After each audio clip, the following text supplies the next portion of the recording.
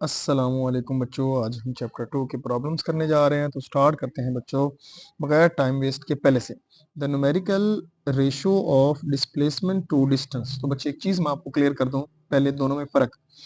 बच्चे हम चले ए से गए बी पर, ये हमने डिस्टेंस कवर किया। डिस्टेंस को मैं एस से डिनोट कर रहा हूँ। ये 2 मीटर है, ये 4 मीटर है और ये भी 2 मीटर है। तो बच्चे जो डिस्टेंस होगा यहाँ पे, अगर आप वो फाइंड करें 2, 4 और 6 को ऐड करें तो टोटल पाथ लेंथ जो है वो बनेगी 8 मीटर। अगर बच्चे मैं डिस्प्लेसमेंट यहाँ पे फाइंड करता हूँ तो मैं व्हाइट लाइन से इसको शो कर रहा हूँ, ए से बी तक शॉर्टेस्ट डिस्टेंस। ये डिस्प्लेसमेंट आपको पता है, तो ये डिस्प्लेसमेंट जो होगा वो होगा 4 मीटर। ओके, तो डिस्प्लेसमेंट क्या आया? 4 मीटर। तो ये देखो बच्चे, डिस्टेंस ज्यादा है और डिस्प्लेसमेंट कम है, तो ये चीज आप लोगों ने याद रखी। दूसरा, अगर मैं जाता हूँ ए से लेकर बी तक, ए से लेकर बी तक, यही डिस्टेंस है और यही डिस्प्लेसमेंट है। तो आप लोगों ने देखा बच्चे, या तो दोनों इक्वल हो सकते हैं, है ना, या डिस्टेंस ज्यादा होता है और डिस्प्लेसमेंट कम है। मैं इसको यूं लिखता हूं बच्चे, आपको समझ आ जाएगी। Distance should be greater than और इक्वल टू डी। दोनों में ये रिलेशन होता है, आप लोगों ने याद रखें। या बराबर होते हैं या डिस्टेंस ज्यादा होता है। अब आप रेशो लो।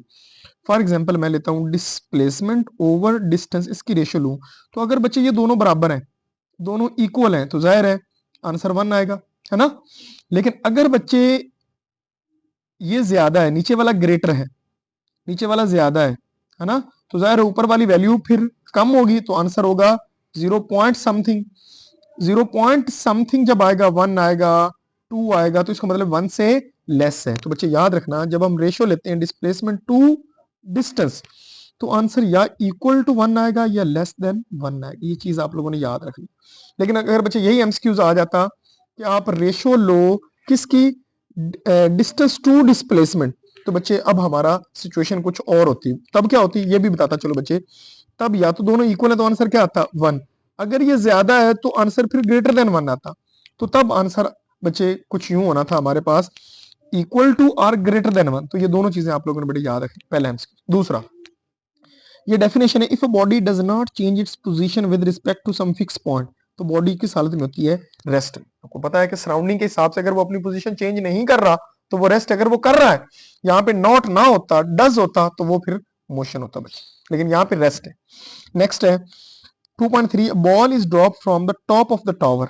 ऊपर से नीचे गिराई है, तो आपको पता है कि जब ऊपर से नीचे बॉल गिराई है तो हम पढ़ चुके हैं कि इनिशियल वेलोसिटी को हम क्या लेते हैं? 0, और ए की जगह हम क्या पुट करते हैं? जी।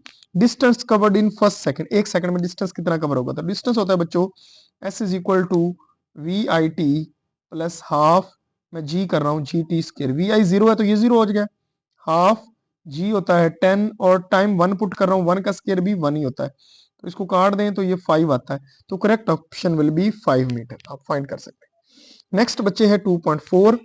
2.4 में कहता है it body accelerate from rest.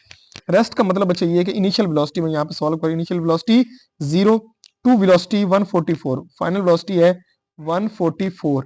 But ये है किलोमीटर पर आवर, इसको आप चेंज कर लो, 144 मल्टीप्लाइड बाई 1000 ओवर 30 600। तो ये बच्चे फाइनल वेलोसिटी आ जाएगी 40 मीटर पर सेकंड, और वो टाइम बोल रहा है कितना है?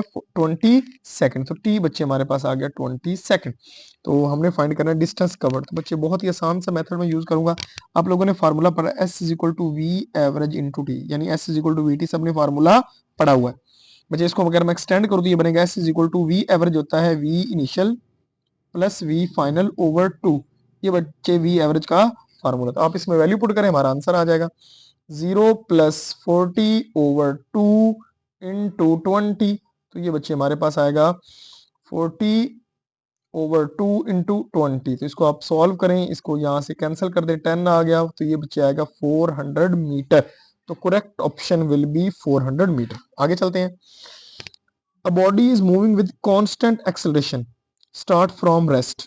It cover distance s in 4 seconds. Okay. How much time will it take to cover 1/4 of the distance? तो बच्चे ये थोड़ा सा समझने वाला है, मैं इसको यूं समझाता हूँ, आप इसको दोबारा समझिए। डिस्टेंस उसने कवर किया s is equal to we I T plus half a t square, आप लोगों ने पीछे ये पढ़ा हुआ है। ओके, वो कह रहा है कि रेस्ट से शुरू हुई तो इनिशियल वेलोसिटी 0 हो गई, तो एस आ गया, ये 0 टर्म होगी सारी क्योंकि वी आई 0 है, तो पीछे रह गया हाफ ए और टी उसने दिया है 4 सेकंड, तो ये 4 का स्क्वायर, तो बेटे ये आता है 1/2, 4 का स्क्वायर 16a। अगर इसको कैंसिल करें तो s हमारे पास आ गया 8a। बेटे याद रखना s की वैल्यू कितनी आ गई, 8a।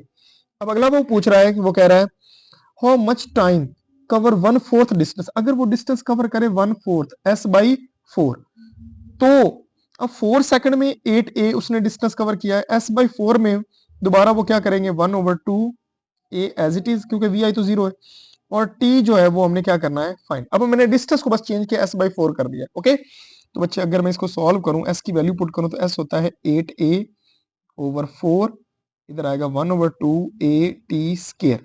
तो ये बेटे हमारे पास आ गया, इसको कैंसिल कर दो, तो ये बनेगा 4a, और अगर मजीद इसको सॉरी 2a, तो अगर मैं 2 को इधर मल्टीप्लाई करूं तो ये दोबारा बन जाएगा 4a into A T square, a से a कैंसिल हो गया, t स्क्वायर है, तो बेटे अगर मैं t चाहिए तो अंडर रूट लेंगे, तो ये आएगा 2 सेकंड।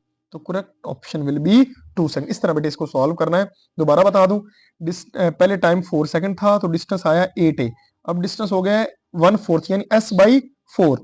तो बेटे आपने उसी को s/4 पुट करना है, s की वैल्यू 8a पुट करनी है और उसको सॉल्व कर लेना है, तो ये 2 सेकंड आएगा। तो इसमें बेटे हमारे पास जो करेक्ट ऑप्शन है वो आएगा 2 सेकंड।